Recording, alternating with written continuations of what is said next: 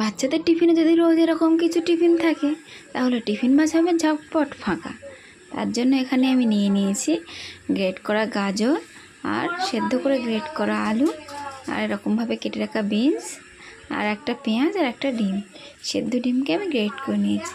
তার মধ্যে দিয়ে দিলাম 1 চামচ গোলমরিচের গুঁড়ো, 1 চামচ লবণ আর দিয়ে দিলাম কর্নফ্লাওয়ার।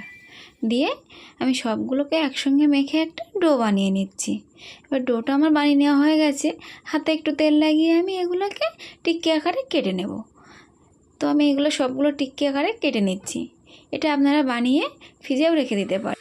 ও আর হ্যাঁ, আমি তো কথা বলতে বলতে ভুলেই গেলাম।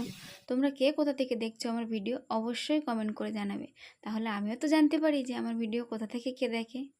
আর এদিকে আমার সবগুলো টিক্কি আকারে কেটে নেওয়া হয়ে গেছে। তারপর আমি একটা কড়াই বসিয়ে দিলাম, দিয়ে কড়াইয়ের মধ্যে দিয়ে দিলাম 1 চামচ বাটার আর তার মধ্যে টিক্কিগুলো আমি দিয়ে দিচ্ছি। এটা আপনারা সাদা তেল দিয়েও ভাজতে পারেন, টেস্টটা কিন্তু একই থাকবে। তো আমি সবগুলো ভেজে নিচ্ছি, এগুলো একটু সোনালি করে ভেজে নেব আমি। এটা খেতে জাস্ট অসাধারণ। আর বাচ্চাদের টিফিনে হলেই তো আর কোনো কথাই নেই, টিফিন ভাজাবে রোজ খালি।